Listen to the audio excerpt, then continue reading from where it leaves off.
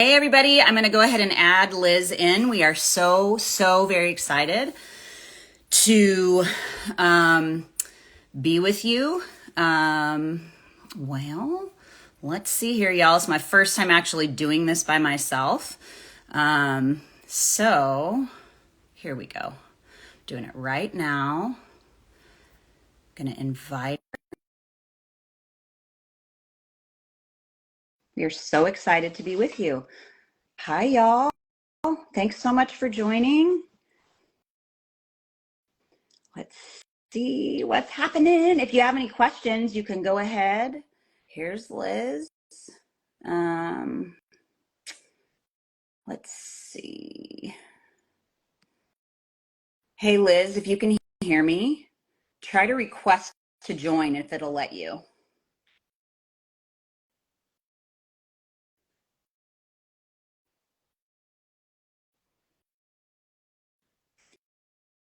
Y'all, first time for everything. Thanks for being patient. Here we go. Perfect. Here she comes.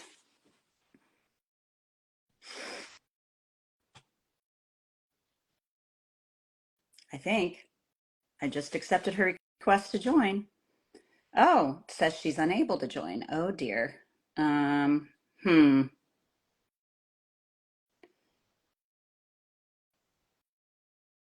Let's try that. There we go. Yay! There she is! So exciting. So much technology for me today. Oh my gosh, I totally agree with you. We're learning as we go, y'all. You get to see us as works in progress in real time. Yes. Okay, there we go. Oh my goodness. Hi, Okay, my friend. everybody. Yeah, here is everybody. I'm trying to wave at everybody as they come in. Thank you so much for joining us. We are so excited to be with you. We've been collaborating together for a while, just getting to know each other and what we do. And being adoptees that's a connecting point for all of us. When we're adoptees, it's like, you're already my people, you know? Mhm. So very grateful to be able to be with you and spend this time with you. And I'm looking forward to whatever we chat about. Really, we just wanted this to be kind of like a organic, fun hangout time with you all. And if you have any questions, please feel free to put them in the comments and we will do our best to answer them as they come. And it's great to see you too. So anyway, keep doing what we're doing. Okay. Yes, ma'am. We will keep doing what we're doing. We both feel very passionate. Like that's one of the things I think we The share. goal. Yeah, that's the goal is to do more. Mm-hmm. Do more of what we're doing. Find more people, connect more people through our shared connections and just be able to do the work that lights us up and that keeps us in community with other adoptees because like Julie said, we need each other, right? And I can't, at this point, I can't even remember. I think you reached out to me and you were like, hey, I think we need to talk. And I was like, yes, let's talk. And we just kept talking and we were like, yes. And we very much speak the same language. And it's been really interesting to sort of be on this parallel journey together over about the past year or so, Yep. right? Yeah. Yeah. I think I really started building the actual parts of my program in January. And I don't remember when we first met. I should have looked at that. But I reached out to you. It was so funny. I was so nervous. I was like, this woman, she's got a PhD. She's unreal. Like, look at her. She's written a book. She's got her own little show. Like, I was just, yeah, there's her book. Yay. And so I was nervous. I'm like, she's probably not even going to respond. You know, it was so funny. And you responded right away. And you were like, yes, let's set up a Zoom. Let's talk. Let's connect. Mhm. And I think what that taught me was all I have to do is ask. Just ask. Yeah. It's Yeah. true. I mean, I think, like number one is women. right? We consistently feel that fear of like putting ourselves out there or asking for what we need. And then that's also compounded by like being women adoptees and really having a hard time asking for what we need or Right. want, even identifying it, right? And so, like, I love when people reach out to me. I get so excited. I'm like, oh, how can I help? Or how can we connect? Like, that's my favorite thing. And that's like how I've made some of the most amazing friendships and connections with people is just by people saying, hey, I read your book, or I read this article that you wrote, or I heard you talk on this podcast, or I was at this thing and somebody mentioned you, and then I looked you up, and then I'm like, oh, cool. And Yeah.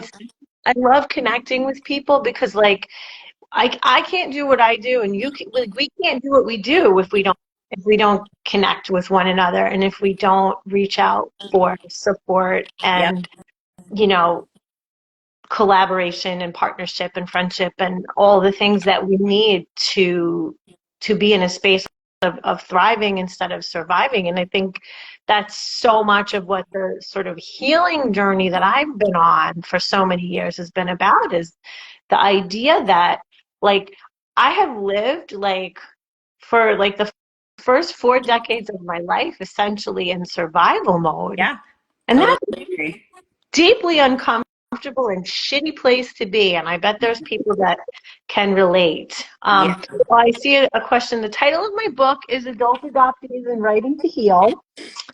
And I don't have a podcast, but I like being on other people's podcasts. And so if you go to my website, you can access a good number of recent podcasts and past podcasts that I've been on. And I do have some updating to do. But those links Yeah. are Yeah. I'm the same. Like I don't have a podcast, but I'm actually seriously considering starting one. I'd love to even riff about that a little bit. But me too, if you go to my website, my website is cominghometo self.co, and you'll see the different podcasts that I've been on, and there's some that are actually coming up soon. I think you also have some coming up soon that you've recorded already and are going to be coming. But I totally can relate to oh, I should have put mine in there. As if you're typing, can you put mine in there? Coming to self.co. Coming I home got to you. self.co. Yeah. Yep. Yes, it is like Nancy Verrier's book, actually. That felt like, oh, that's funny. That felt like a Bible for me when I first was coming out of the fog, which is what we call it. But yes, survival mode, totally get that, Laura. That's what she was just talking about. But it's interesting, right, Liz? Like for me, it felt like I was used to that. Like my body was used to that cycling through fight, flight, fawn, freeze, flop, all of those different trauma states. I was Yes. used to that. So I didn't know any different. And so when something safe came into it, I was like, well, that's going to abandon me anyway. Let me stay back here. There was this feeling of I'm comfortable with survival and not thriving. And so that has been such a shift for me. One of the things I loved when we first connected was how you described your un othered. That's how I'm going to say it, because that's how it, and your performance of that. I remember just being so in awe, and I want to see it. I know you've performed it a couple of times since I've known you, and I have not been able to be there, but one of the things I absolutely loved getting to know you was knowing you're a thespian, knowing that this is something that you do and something that you perform. And I can't even imagine how hard it must be to go to that place, perform those emotions and experience those feelings and be witnessed in it. But how beautiful is that? Like there's something about that. Oh yeah, no, I mean, it is probably one of the things I am most proud of, both like as a performer, as a, you know, PhD, as a human, as an adoptee, because it's such a deeply personal piece of work Yeah. and storytelling, but it was it became really clear to me when I was figuring out what actually my dissertation was going to be that I needed to write and perform a solo show. I was just like, no, that's a thing I need to do because I have a background as a performer. I started doing community theater when I was 14, Mm-hmm. at the same time that I started writing very secret poetry. Right? And Mm-hmm. those are the two things that really kept me from being a statistic. You know, I can say that like with full honesty at this point at 47 years old, like I wouldn't be sitting here if I had not come to writing and theater as creative tools to manage my intense emotions. And Yeah. then fast forwarding all of those years later to my graduate study and realizing that, oh, actually, there's a whole field of therapeutic writing and specifically poetry as a tool for healing, as well as the fact that I stumbled upon embodied performance and autoethnography as research methods, and that I could use my own personal storytelling and my own embodied storytelling of my internal experiences of being an adopted person to bring it to other people what it's like to not be able to ask questions, to Yep. not have access to birth records, to not To not be know, able to get any answers to from not, anybody. right, and then like the Yeah. questions couldn't be asked because like there's no answers to them. In fact, the very first piece of writing that I did even before I wrote Unmothered was a piece of personal narrative called Unanswered Questions. And I will say that many of the adoptees that I have worked with over the last several years, I have heard that term unanswered questions come up Yeah. again and All the again time. and all of the time. And I'm like, that's all.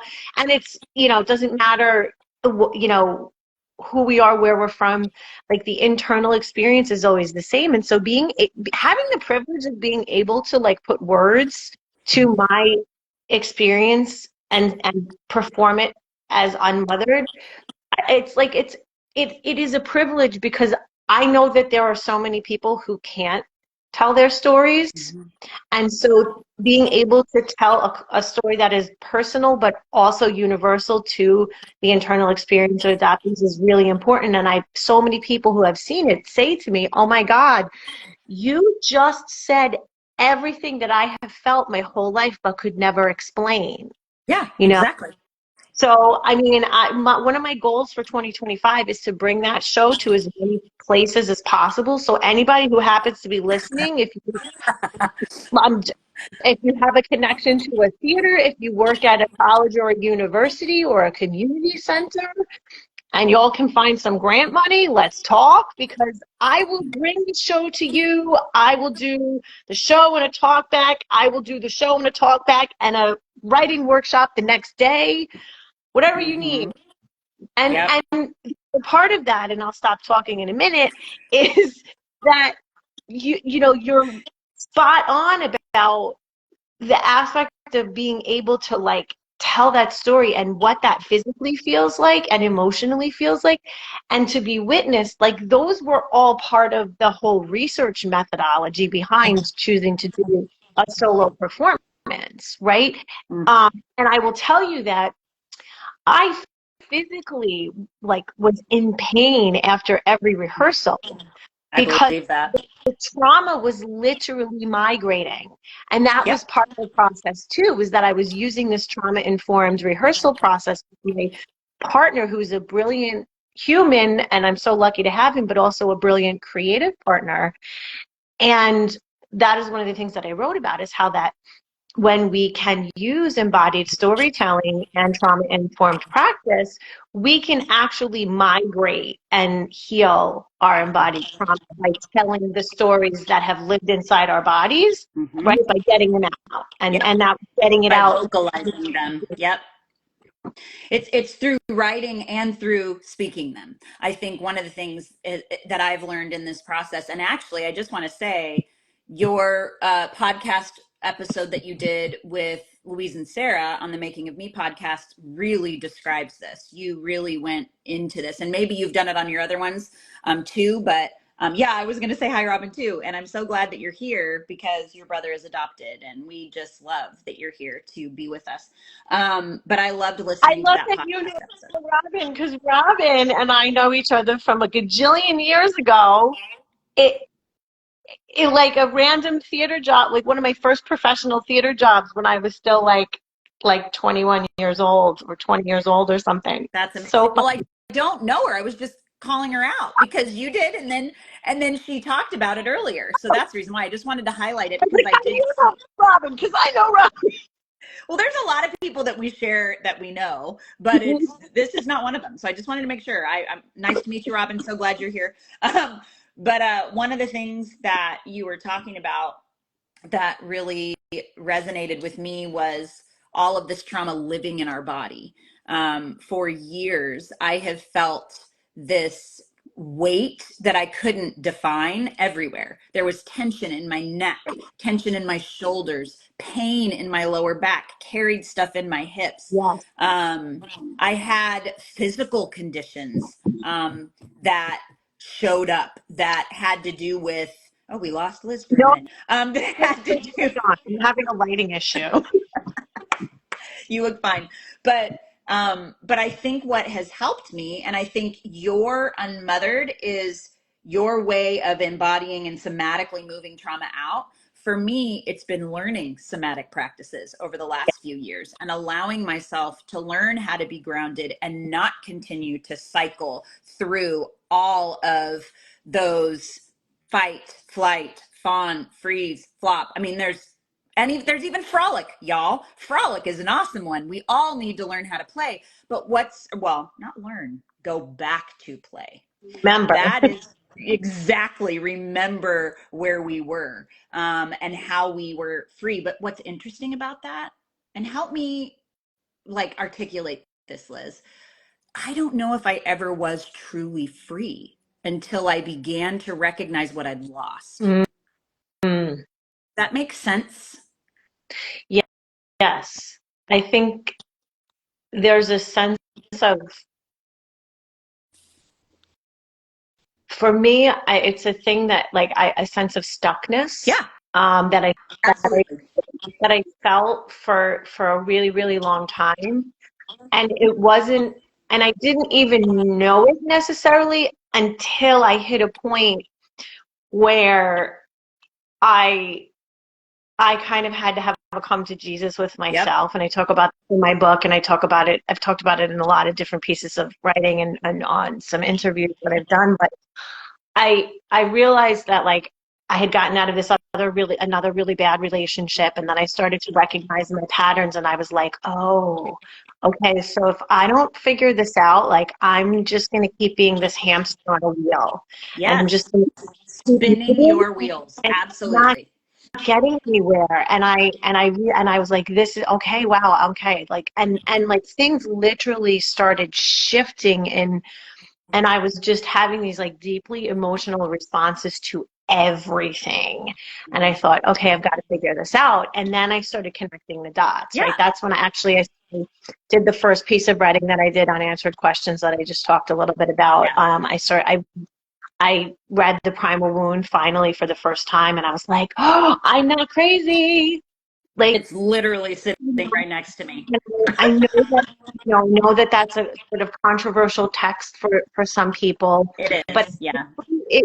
honestly, listen, you have to put it alongside so many of the other resources and recognize that yes, Nancy is an adoptive mom, and Hmm. also she identified a foundational theory that has helped many of us adoptees to Yes. understand that the feelings that we had carried with us our whole lives actually came from somewhere and were attached to something, Yep. right? And so, like having an intellectual understanding for me was super important, because once I had an Yeah. intellectual understanding, then I could start to figure out the emotional and the physical stuff. And it took a long time. And healing is a nonlinear process. It totally is. And it's active. It's not just something that stops and, oh, I'm there, I have healed. No, there's levels of things that get revealed. I totally agree with you. Primal Wound was my entry into truly coming out of the fog. Like it really helped put words to something that was pre-verbal for me, for all of us, for every adoptee out there. And I remember feeling seen for the first time in my life and crying almost every day that I read it. Like there was only so much I could read because I just felt like I cannot I cannot do too much of this. I can't hold it Yeah. yet. I'm not ready. So it was really interesting. And seeing Yes, the primal exactly. wound. I'm sorry. That's exactly right. The primal wound helped me to have compassion on myself. That was the beginning of me even understanding that. And I didn't even get to a place of recognizing what self compassion looked like physically until the last 3 something years. Like I just didn't know how to do it. And you know, I will share, and you and I have talked about this privately, but you know, you talk about like living with that sort of what I used to call like my armor, right? Like Yes. whole body was just in a constant state of tension Yep. and clench, right? Like I was just like so much gripping and clenching. Oh my gosh, I'm doing it with my hands right now listening to And, and I and I and how much pain, like literal actual you. physical pain that I was in all of the time, which was just my normal, right? Like that was just Right. the way I was. And now I know the difference because in the last, I'm gonna say 7 or 8 years, I have really, like, one of the big parts of my journey was recognizing those patterns, Mm-hmm. partially through EMDR, partially through some of my theater practice as I was developing the show. Like I could start to feel when my body was going into those default like gripping Yeah. patterns, and I would start to consciously release it. And now, like for the most part, I don't have all of those same tensions, except when there stuff going on. And right now I'm in a particular situation in my work environment that is putting me into what I refer to as a default trauma state, right? So I have been back in this place of like my body Mm-hmm. holding onto all of the stuff. Mm-hmm. And I am so uncomfortable, and like the physical discomfort that I'm in, and like sometimes it comes up as a somatic headache, and I know that what that is because the Tylenol doesn't help, right? Right. It's just my Exactly. body. In fact, I facilitated some workshops last weekend, or 2 weekends ago at the High Risk Open Healing Retreat, and I had come into that weekend like with a lot of physical pain because it was my body Right. has been in this default trauma state for over a month now, and it was just my body was kind of cycling through all of it. And on the Saturday morning um of Workshop retreat. the retreat, yes, thank you, I was like, what is that word? I woke up on Saturday morning and all of the pain that I had been in was gone. Huh. And I had spent the entire Friday facilitating workshops, connecting to my source, being in community, Yeah. holding space for people's stories, right? Mm-hmm. Sharing. And my Yeah. body was able to finally go, okay, we can let go of that now, right? Mm-hmm. And so that's sort of an important message, I think, for all of Mm-hmm. us, is to remember to keep paying attention to our bodies, because Yeah. our bodies have so much information. And so when we can start to know the difference, like this is what my new normal is, and my new normal is not being in pain and not being tense. And when I feel that, I know something is wrong, and I know that I have Yeah. to try to do Right. something. That yes, absolutely wholeheartedly. It's so funny because 2 weeks ago I also facilitated a workshop at a retreat and that I was co-facilitating and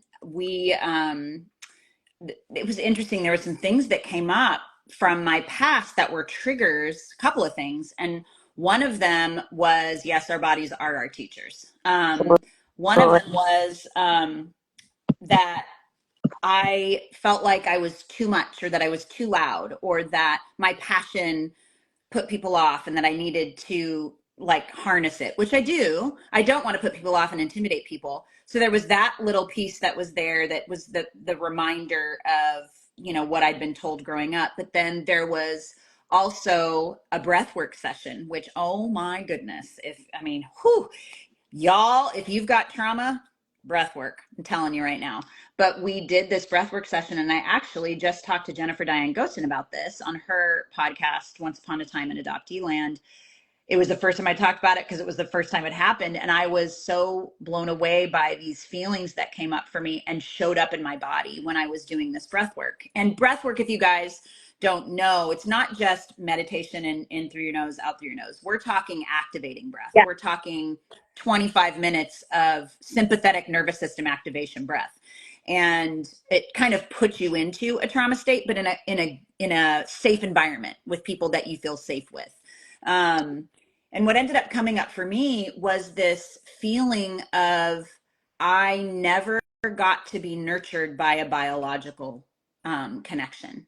It just came up for me in this breathwork session. And I thought about my biological father, my birth father, who I just met in the last 3 years, and how I missed being rocked by him, or I missed being, you know, just having that touch, you know, when I was little.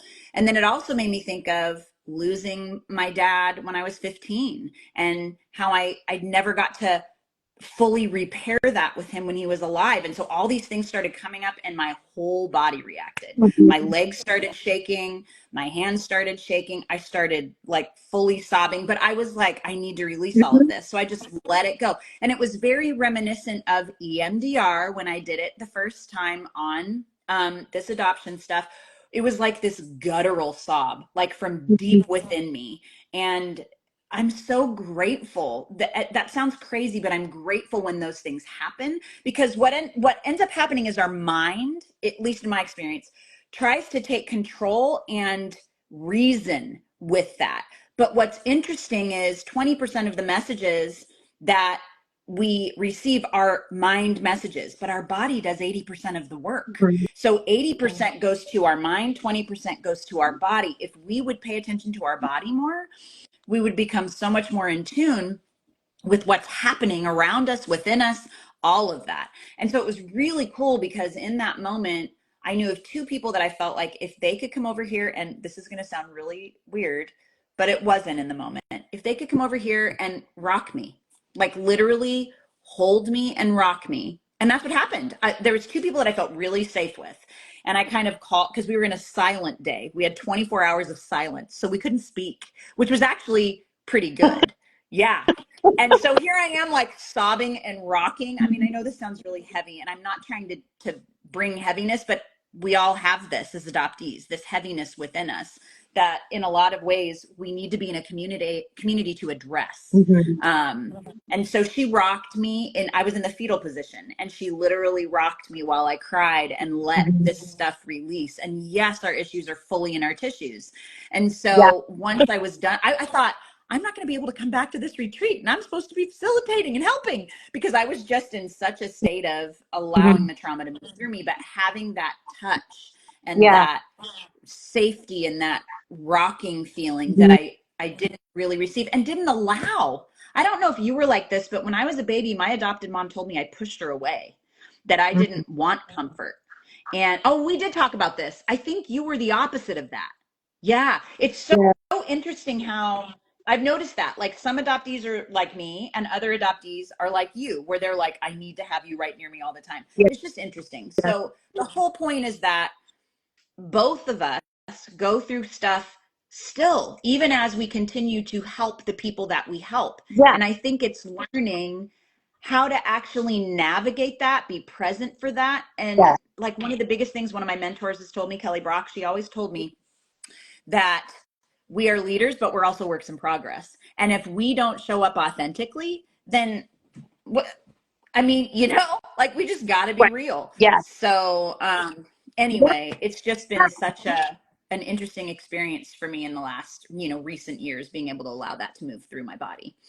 Yeah, and I think, I mean, that's one of the most important things to me is to be able to show up authentically and be as present as possible with what is. In fact, like that was sort of the guiding uh, principle of the workshops that I facilitated the other weekend was that we were going to be working with what is. I mean, and that's Yeah. always the guiding principle when I work with folks. Like we're working with what is, Hmm. and reminding themselves to be present and to pay attention to our bodies. And like if I'm not also doing that, then what's the point, right? Like, and Right. so I have to acknowledge wherever I'm at.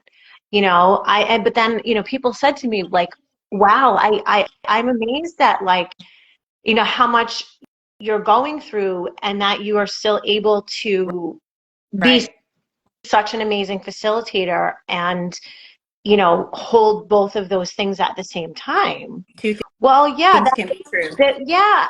I mean, that's so much of the work that I've done is to be able to hold space for multiple things to be true at the same time Yep. and not to don't get me wrong, like there are days that I want to fall apart and get and stay in my bed and like just not, I can't even, Mhm. but most of the time I can say no, that's okay, you can like I maybe can rally. yeah, like I'm gonna be okay, Mhm. right? But so much of the work that I've done has been toward being able to show up authentically, being able to be integrated and more whole, right? This is the Mhm. concept of wholeness that I'm Right. so fond of. It's like, what does that wholeness look like? That wholeness looks like me showing up authentically and not feeling like two people. And that's actually part of the challenge of what's going on with my other, my Right. work situation, my other work situation right now is that I am not able to show up authentically, and it feels deeply uncomfortable Of for course me it to does. have to be that split self again. I spent the first Yeah. 40 years of my life existing like two people, and I don't like it. And I don't No, none of don't us do. and like I'm not trying to live in that space anymore. So yeah, Yeah. so that for me, like that's this idea of migrating toward wholeness is about being able to be more integrated, show up more authentically, have a deeper connection to myself and to other people, Mhm. and to be able to continue to have dialogue with myself Yeah. as part of the Right. process, right? And then that's what I teach other people to do. True. I think that's really, really good. And I love the name of what you do, migrating toward wholeness, because it is a migration. We have to, it's like we're moving in a direction. And it doesn't matter if it's one step forward, two steps back, or three steps forward, two steps back. We're still migrating toward it. I think the reason why I created Revolution Uncovering Your Birthright is because I truly believe one of the things that adoptees have lost, like I talked about earlier, is that real deep seated belief of their inherent worth and Yeah, value. yeah, And one of the thing, because like one of my main like limiting beliefs for years that I didn't even know was running underneath the surface in my unconscious mind, subconscious, whatever, was I'm defective, I'm broken, I'm trash. These were mine, but I know they're, like if I mess up, I'm going to be the one to leave because I don't want to be left again. Whatever it is, these things navigate the our mind, and it's learning for me what it was where does that show up in my body, because my body's been holding it all these years. And if I can show that compassion and have curiosity about it and actually pay attention to it. So something like when all of this stuff was happening in breath work, I felt it in my chest, duh, mhm, because that's where grief lives, that's where love lives. I felt it in my legs, the root, where the root chakra is. My legs started shaking, and that made perfect sense to me because my safety was shaken in mhm. those moments of my life. And so it's being able to show compassion to those and be like, well, duh, like no wonder you were in that place. And I think my work, what I love about working with these different phases, the self-awareness, the self-acceptance, the self-compassion, self-responsibility, self-transformation, there's a lot, self-love and self-belonging, these 7 phases that I've created, it's being, well, I haven't created them, they're around, but putting them all together, and the things that I've learned from so many years, like you have a PhD. Girl, more power to you. After I got my master's, people were asking me, like, when are you going to get your PhD? I'm like, never. That was enough. That was hard. But it's all this knowledge that I've had in my head bouncing around, Hmm. now being able to get on paper. And it's this stuff that has helped me truly in the last few years find belonging within myself. It's not from other people. Right. It's not from those around me. And I think it's learning how to help us find that, because it's there and it's been there from inception. We just have to get to a place of believing it and remembering it because it is within us. Yeah. I am looking for a particular quote because I'm like, oh yeah. Mhm. I mean, I don't know if I'm gonna find it, but I love that you're um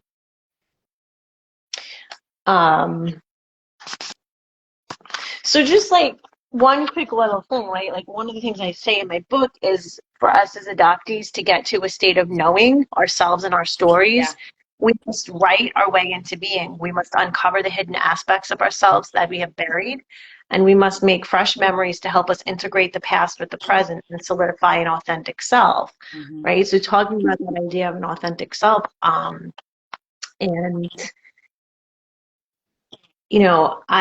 a lot of my own work really, like one of the interesting things that came up from when I was writing my book was that I started going back to some of my original poetry from like Yeah. 14-year-old Yeah. Liz, Yep.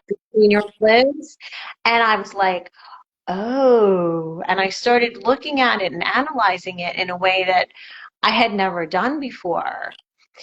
And it became very apparent to me how much of my experience of trauma was showing up in the images and in the tone of poems, and in the fact, one of the amazing cool things that I discovered was that none of my poems had titles. And so one of the things I wrote about was the idea that like none of my poems had titles, like because they were anonymous in the same way that I felt anonymous.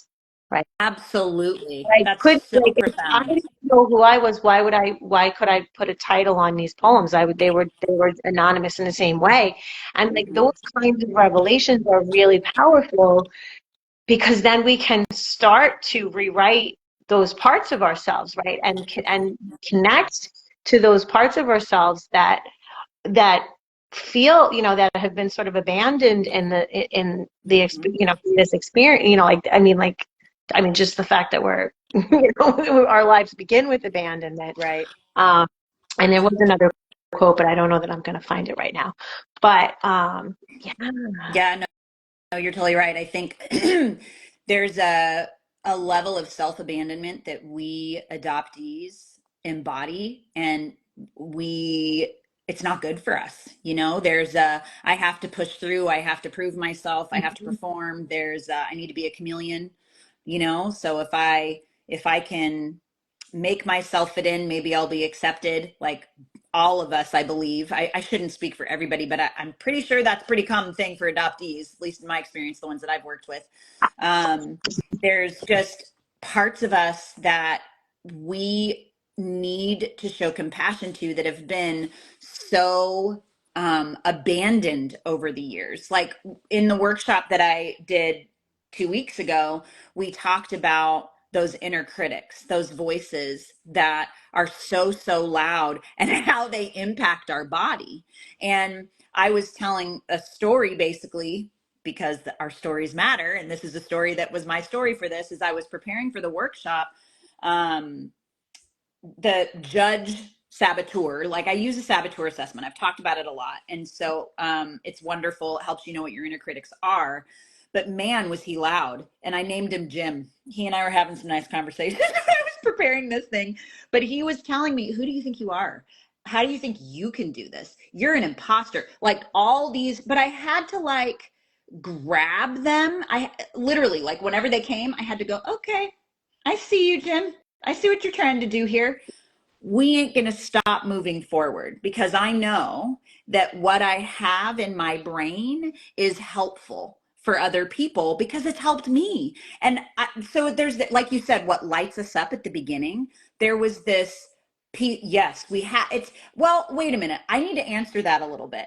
It's not silencing it, it's allowing it to have a voice, but letting it know that we can protect it now. It doesn't need to protect us anymore. Yeah. There's a beauty in this. I don't want to exile the voices because, quite honestly, some of them, like, I call it my ego, which that's what it is, these inner critics trying to keep me, protect me, whatever. um if I didn't have my stickler, I wouldn't be as detail oriented as I am. So there's beautiful things there that I need to honor and be like, thank you so much for helping me see those details. But when she starts peppering me all the time with, well, you said you do that at 7 and you didn't do it at 7, so what's wrong with you? I'm like, okay, girl, listen. Her name's Sally. Sounds like I have like multiple personalities, but I No, interact with them. I, I I do. I'm like, hey, girl, so good to see you. Rant all you want, but I got you this time. It's now my turn, I love right? I love that you name them, and like I'm imagining all of these characters now, and like it's like when I did internal family systems work while as part of Mm-hmm. my EMDR, and Me we were too. like Yep. looking at all my parts, Mm-hmm. right? And like my manager part, and it's funny, like I was also one of the things that I talk a lot about with folks in my workshops is that is also like working with our inner critics, right? Because we're Yep. as adoptees, we are so good at self-editing, Yep. right? Like Constantly. we've all learned to shift to fit the mold, whatever that might Because be. It's the chameleon we thing. don't want to be an inconvenience to anyone. And Yeah. and that's how the inner critic shows up. And that's why, the migrating toward wholeness process that I've developed is so powerful because it helps people to stop self-editing, right? To allow to put that inner critic aside and just say what needs to be said, Yep. right? Because it's not about how we write, it's about what's coming up in the writing Mm-hmm. and what that's telling us. And yeah, and I think, it's really useful to reframe when we get like judgy about certain things, like because some of these things are meant to protect us. And then the other thing that I was going to say is that like the part of the migrating toward wholeness process is about um, identity and integration, right? Like so there are it's a wheel, and then Yep. there are and then deeply and embedded in that process, that cyclical, like ongoing process, are the 7 pillars of trauma healing, one of which is identity and integration, Right. and being able to allow through this work and the processing of these feelings and this trauma in writing and sharing is to allow big me to take care of little me, Right. Yep. take care of, and to recognize all of those parts and to be able to say, no, I'm capable of that now and I Mm-hmm. can step in, right? But that takes Mm-hmm. some work, It right? does take And some work. Yeah. I mean, it's not like it's something that goes away overnight. mm-hmm. We have to But interact. We have to get it down on paper, like you said. I'm imagining all of your people like flat Stanleys, like there's Jim and there's Sally, like Mm. It's true. Like that. So I have Jim, I have Sally, my stickler, I have Connie, my controller, and I have Pam, my pleaser. Those are my top ones. Yeah. Uh-huh. And we have a nice little chat. But that's a part of my program too, is talking about IFS, the internal family systems and the parts work is so big for us because there has been this divided sense of self for Yeah. so unbelievably long Mhm. that we're used to it. And so we're just comfortable with the inner critics and think, Mhm. okay, go ahead, have free reign. No, we because of the trauma that we have experienced and it was pre-verbal, we have to begin to vocalize, and that Yeah. could be through writing, through Hmm. story, through narrative.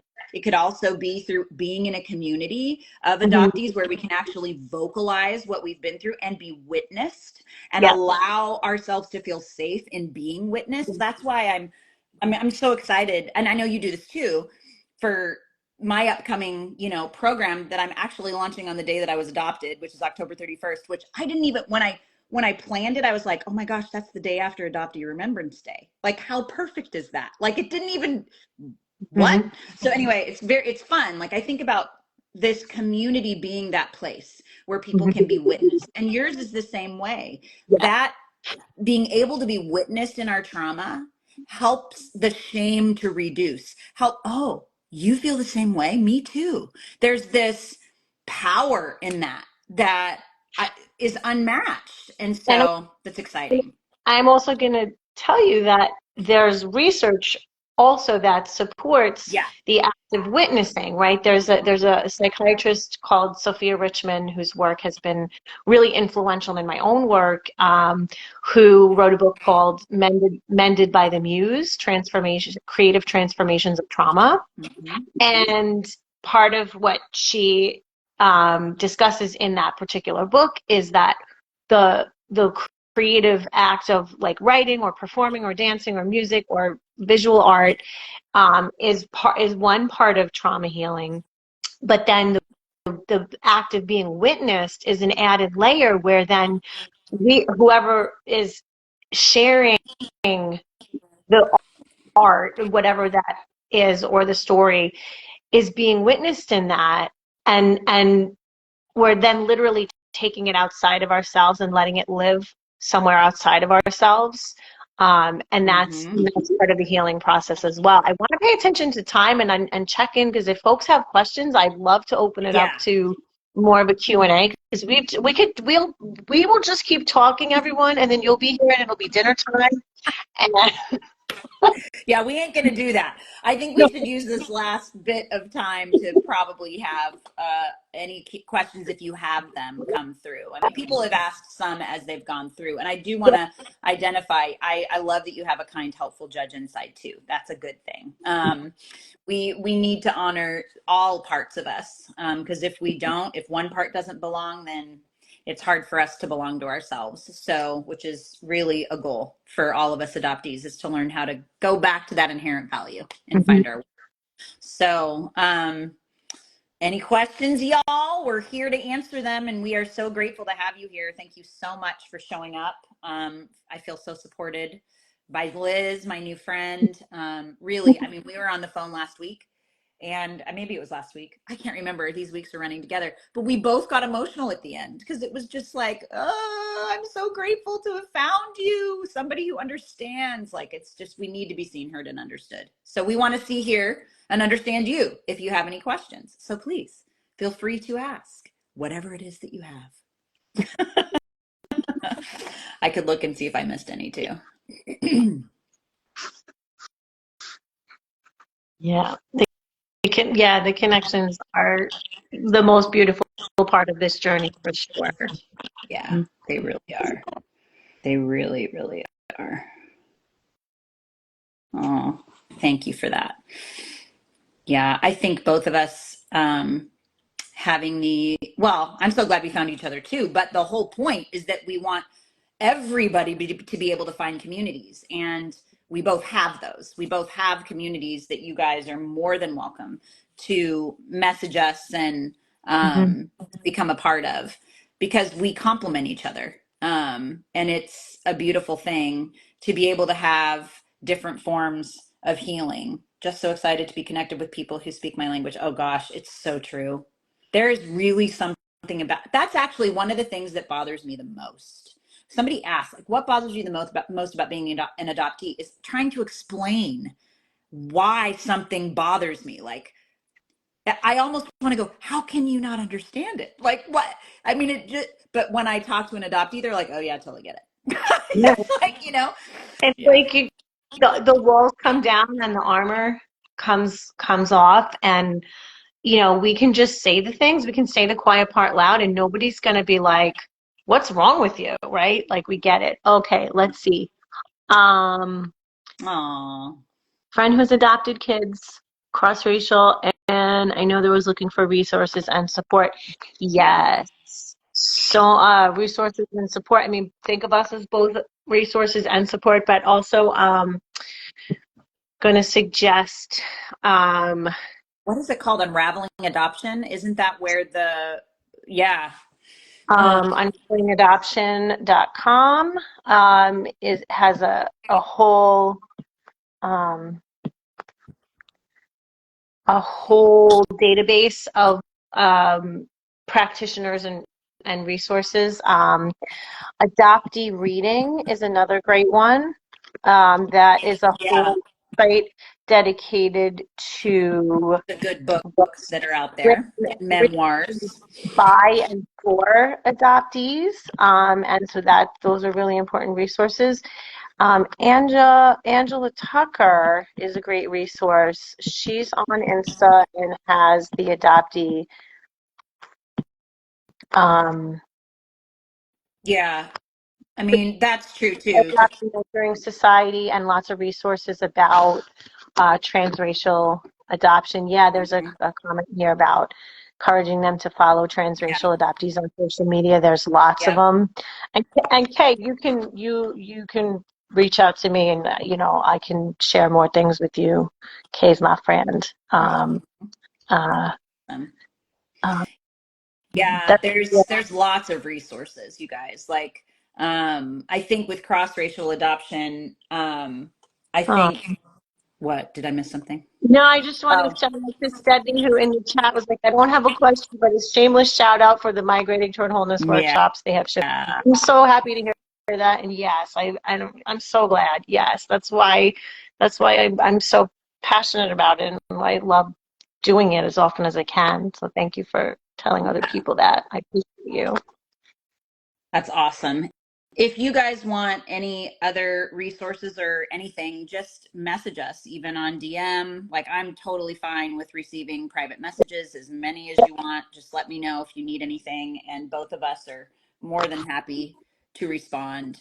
And we are just grateful to have been able to be with you all. Thank you for showing up. Thank you for witnessing us today, because I think I was a little nervous before starting this because I've done lives, but I've never started it myself, not led it, but started it. So I was like, oh gosh, what if this doesn't go well? I just didn't know how to do it.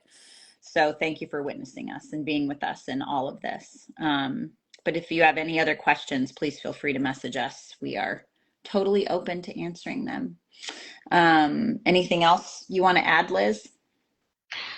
I just want to say thanks to everyone who was here. Thank you to you for helping figure out the technology, because this is the first time I've ever done an Instagram live, so I'm learning new things. New neural Yeah, pathways are being that's formed, right. and I'm excited to keep these conversations going, and to keep talking with folks offline, and keep connecting. So Yeah, it's let's all see about what connecting. happens. Definitely. Yeah, and I think Liz and I are trying to figure out how we can do more of this and what it will look like. So I guess keep, So if you have suggestions, feedback, comments, send them yes. to us. Hmm. 'Cause Yeah, we get better together. we do. As we practice together and witness all the things. I mean, that word is my new favorite. Like, being witnessed in all of it is so good. And being accepted there, even when we make mistakes. Yeah. So Yeah. I love you, my friend. I really do. I'm so very grateful for you. Seriously, like, you have become just a beacon for me. And I look forward to our time together whenever we have it. So we will try and do this more, y'all. We just got to figure out what it looks like. So, oh no, are we getting emotional? No, good, good. Okay, and that's fine. Let's be I'm witnessed. pushing, pushing. Oh my goodness. Thank you so much, everybody, for showing up. And we will look forward to talking to you soon. Bye.